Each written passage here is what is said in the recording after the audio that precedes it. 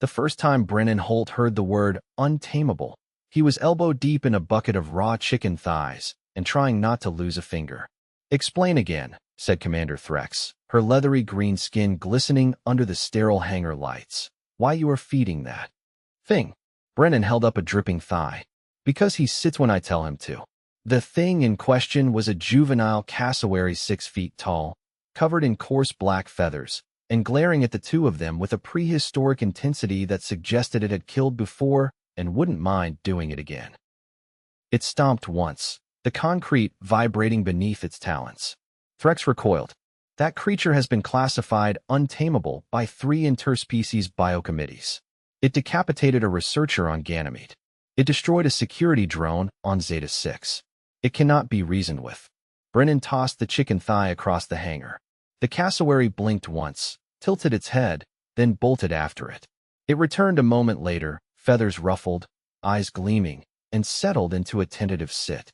"Yeah." Brennan wiped his hands on his utility pants. "Well, I reason with it using meat." "Lots of it." Threx's nostrils flared in disapproval. "You are not authorized to handle high-risk fauna. This is a secure diplomatic outpost, not a prehistoric petting zoo." Brennan didn't respond. He reached into the bucket, pulled out another piece of chicken, and held it just above the bird's eye level. "Sit." The cassowary hesitated, then lowered itself again. Brennan tossed the treat. It caught the meat mid-air. Threx stared. "Impossible." "Not impossible," said Brennan. "Just underfed and bored." The cassowary belched. That night, Brennan was summoned to a hearing aboard the galactic assembly vessel Halcyon Drift, which hovered in low orbit above Earth like a floating courthouse made of chrome and disapproval. He wore the only clean uniform he had, still stained with cassowary slobber. The tribunal included Threx, 2 Shervik administrators with translucent skin, and an Erlen biologist who hadn't blinked once in the entire 30-minute wait before the proceedings began. "Mr. Holt," said the Erlen, "you defied protocol by interacting with a level 5 untamable species. You risked your life and the lives of others." Brennan nodded. "That's about right." "Your objective?" "Training it." A murmur rippled through the tribunal. One of the Shervik administrators leaned forward. "With what?" "Chicken." The Erlen's eye twitched. "You are aware that cassowaries do not respond to positive reinforcement in the wild? They don't respond because no one tries. They chase, they kick, they stomp. That's all anyone sees. But they're smart. You just have to give them a reason to listen.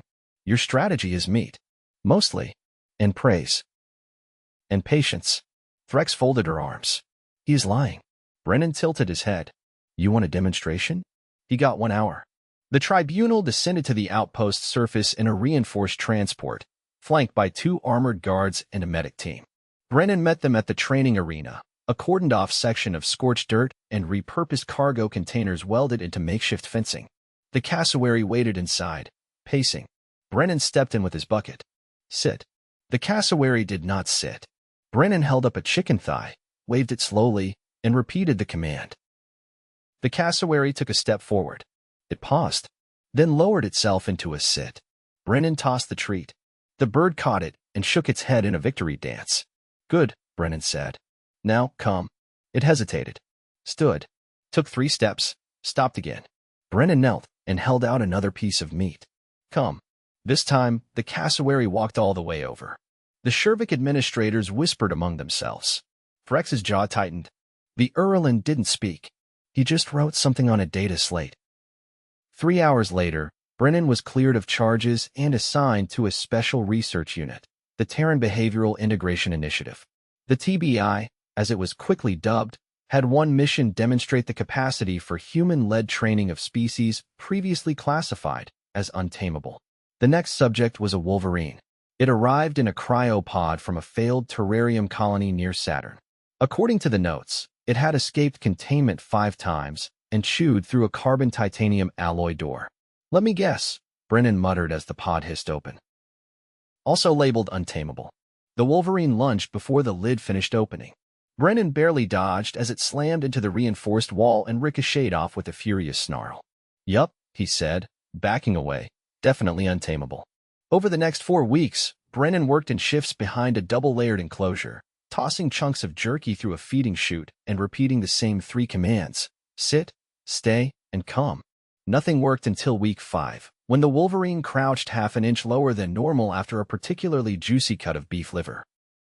Was that a sit? Brennan asked aloud. The camera feed went to analysis. The movement was confirmed. By week 8, the wolverine was responding to simple commands in exchange for treats. It still growled a lot, but it hadn't tried to escape since week 6.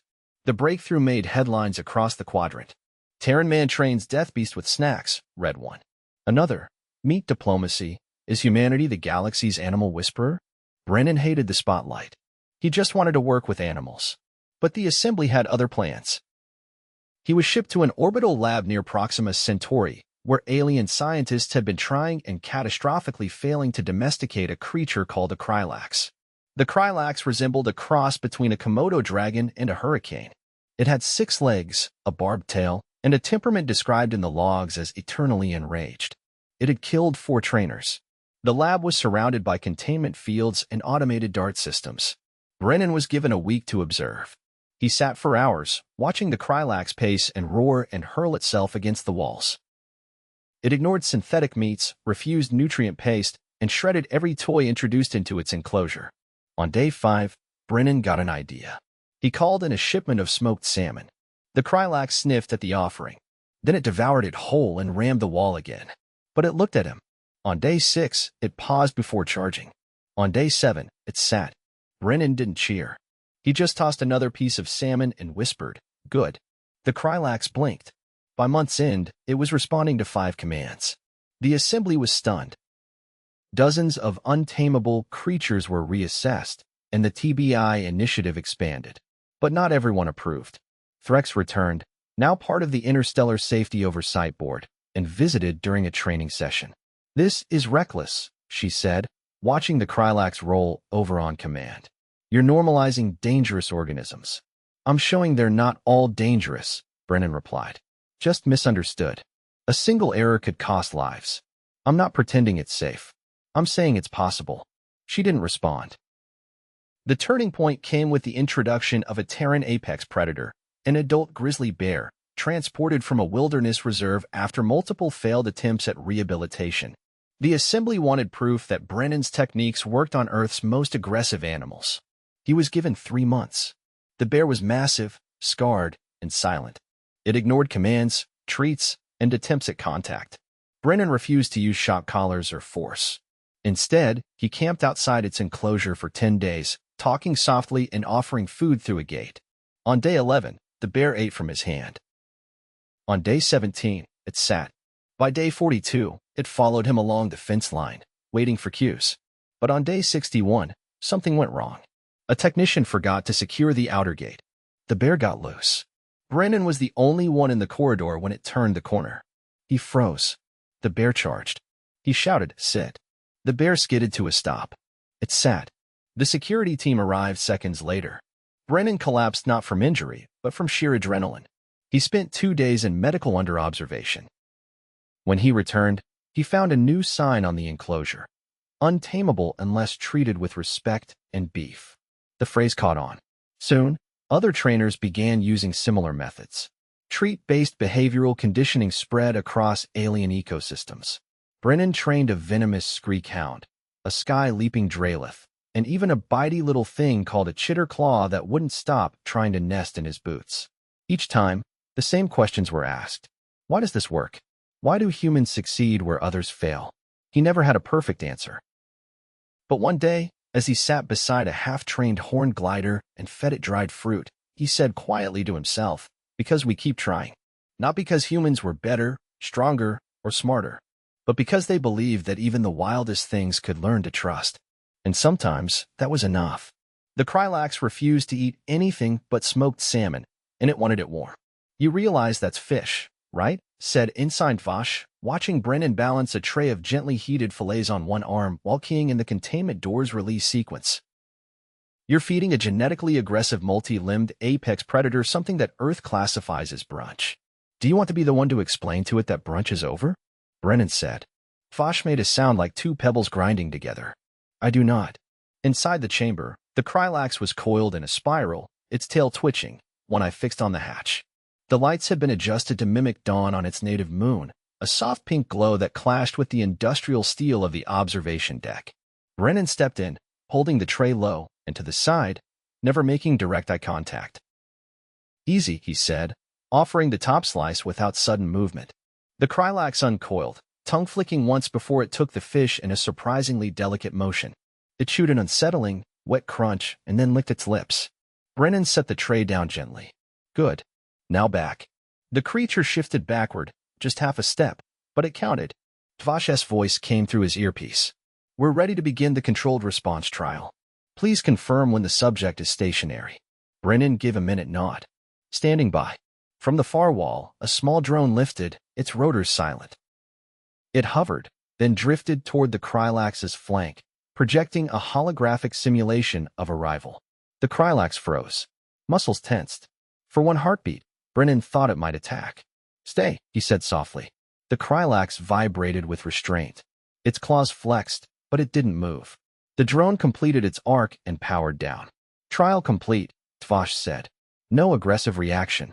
That's the third successful run." Brennan exhaled through his nose. Not bad for a brunch lizard.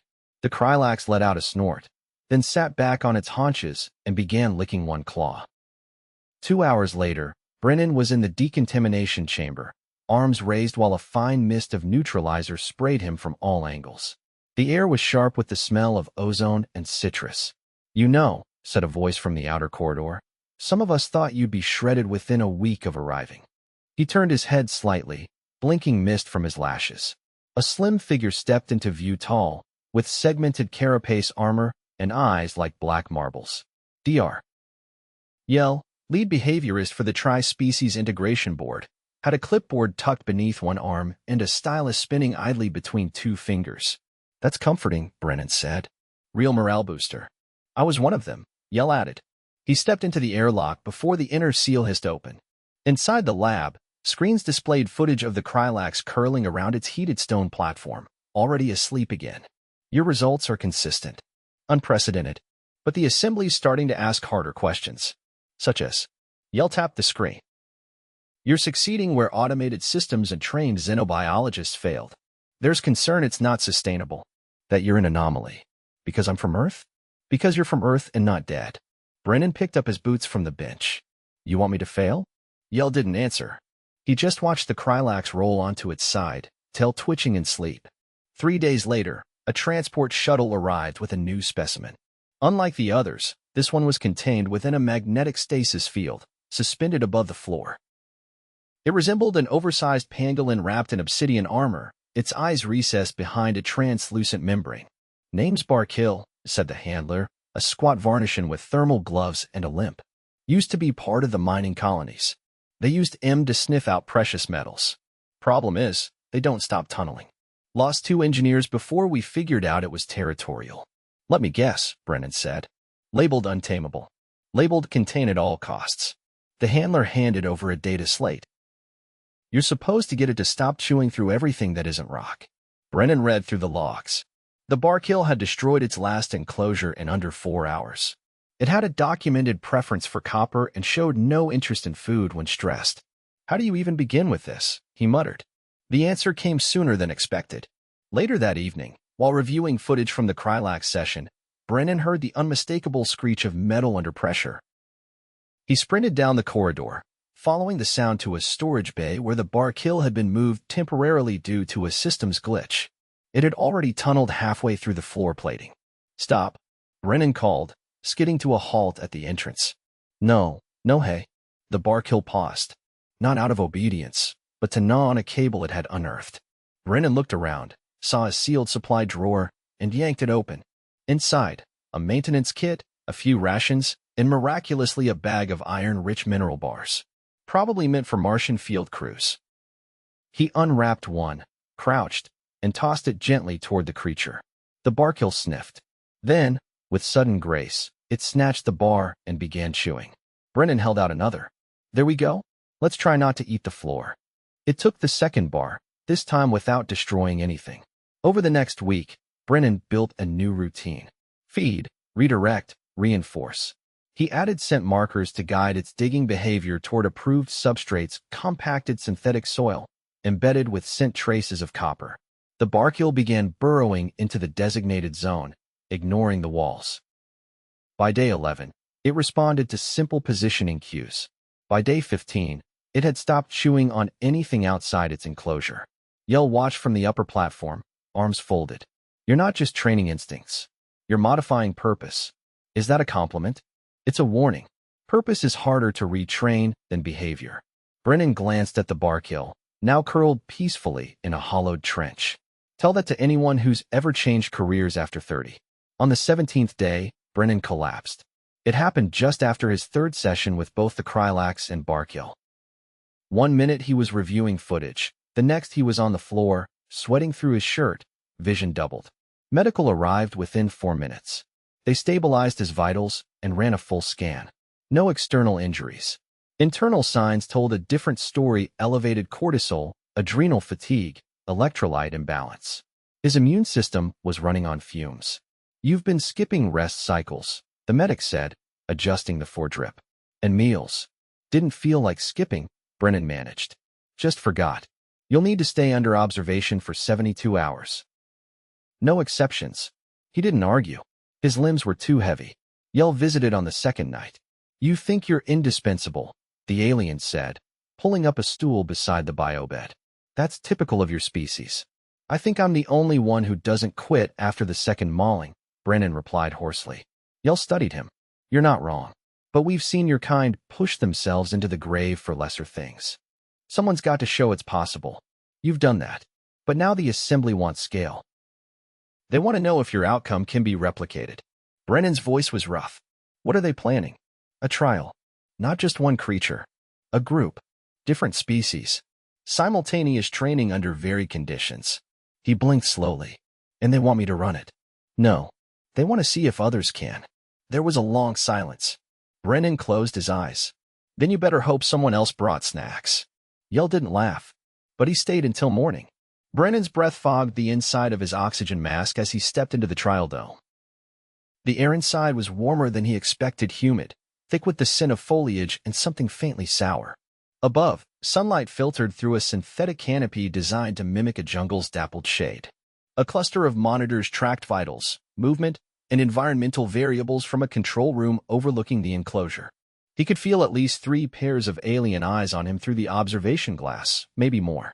A chime sounded. The trial had begun. 6 creatures, each from a different biosystem, were scattered across the habitat. None of them acknowledged him.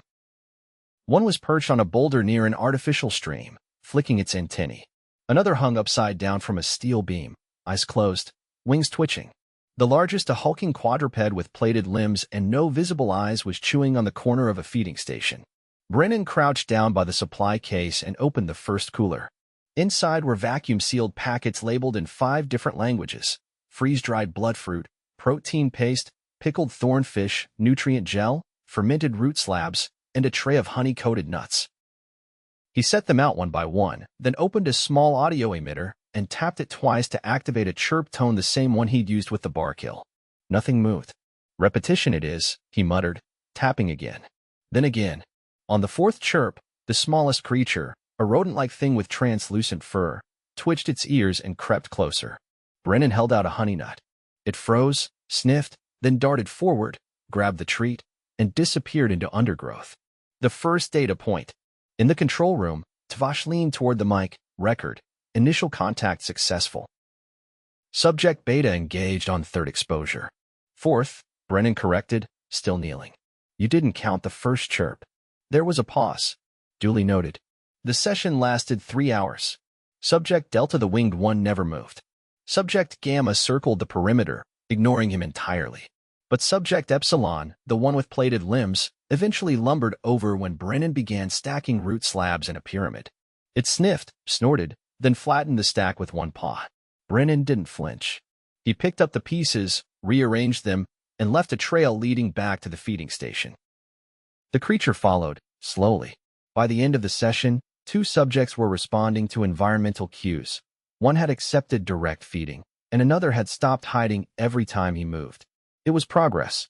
Not explosive, not headline-worthy, but real. After the dome sealed for the night cycle, Brennan peeled off his gloves and headed to Deccan. He'd slept 9 hours the night before, and eaten a full meal, no more skipped cycles. The med techs were still checking his vitals twice a day, and a hydration monitor was strapped to his wrist. He hated it, but he hadn't passed out again, so he didn't argue. Yell met him outside the chamber. The insectoid scientist was holding a data pad and a thermos. "You're ahead of projections for beta and epsilon," Yell said, handing him the thermos. "Caffeine infusion. No additives." Brennan took it. "You worried I'll collapse again? You're our only viable trainer. I'd prefer you upright." They walked together down the corridor past the observation deck. The other researchers inside were mostly non-human oriths, Varnashans, a single human intern from Iceland who had yet to speak a full sentence since arriving. The dome's feed displayed each subject's position on a grid overlay. Delta still hadn't moved. Gamma had curled into a ball. "They're not resisting," Brennan said, sipping the drink. "They're just disoriented. Or uninterested. That's the same thing from a different angle." Yell tapped the pad. "Assembly oversight arrives in 4 days. They'll expect measurable outcomes. Behavioral shifts. Not philosophical reframing." Brennan stopped walking. "Then they're going to be disappointed." Yell's mandibles clicked. "You're not concerned?" "I am. But they're looking for symmetry results that match expectations. These creatures didn't evolve for that. Neither did I." Later that night, Brennan adjusted the dome's ambient temperature by 2 degrees and added low-frequency tonal pulses to the audio loop. It mimicked the resonance of nesting calls from a species similar to subject Gamma. He didn't expect it to work immediately. So when Gamma uncurled and began pacing the looped path he'd cleared earlier, Brennan didn't say anything. He just wrote it down. By day 2, subject Delta relocated from the ceiling to a perch near the central platform. It still wouldn't eat, but it watched him. Subject Zeta, the amphibious crawler in the stream bed, had started following his movement with both eyes. He began introducing tactile targets, colored pads that emitted tones when touched. Epsilon crushed the first 3, but slowed on the 4th. "Good," Brennan said, tossing it a root slab. "Now don't eat the pad." It sniffed the pad and pulled the slab into its mouth instead. On day 3, Delta descended. It landed on the platform while Brennan was arranging the protein packs and tapped the target pad twice with its claw. When it was rewarded with a slice of thornfish, it made a sound that none of the researchers had heard before, a short, trilled chirp. The control room fell silent. Tvash broke it first. "That was a signal." Brennan nodded. "They're not just reacting. They're negotiating." By the time the assembly delegates arrived, Brennan had logged over 18 hours of cumulative subject interaction, with 6 unique behavior shifts and 3 verified command responses, not tricks or mimicry, but functional responses to environmental cues. He stood in front of the dome with a data slate and a fresh shirt, feeling like a child at a science fair. The delegates included a Mirian adjudicator, 2 Elvith behavioral consultants, and 1 human ambassador from the outer colonies. They observed silently as he activated the dome's demonstration mode. Subject Beta retrieved a honey nut from a designated zone and deposited it in a dish. Subject Epsilon touched 3 pads in sequence. Subject Delta flew a short circuit and returned to a perch. Subject Gamma remained still, but made eye contact and blinked twice when Brennan gave a verbal cue. The ambassador leaned forward. "How long did this take?" 72 hours from initial exposure. The Elvith consultant adjusted a lens over their eye. "You didn't use containment pulses, neural inhibitors, or chemical restraint?" "No. Just stimuli and food." The Mirian tapped their claw against their chin. "And all of them were classified untamable. Still are, technically."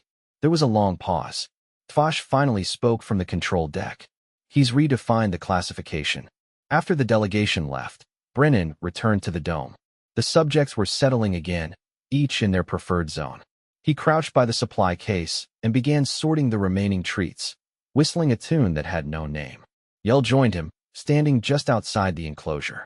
"I underestimated you," Yell said. Brennan didn't look up. "A lot of people have. You've made this reproducible." "Barely. That's enough." Brennan finally exhaled, letting the tension bleed out of his shoulders. "So what happens now?"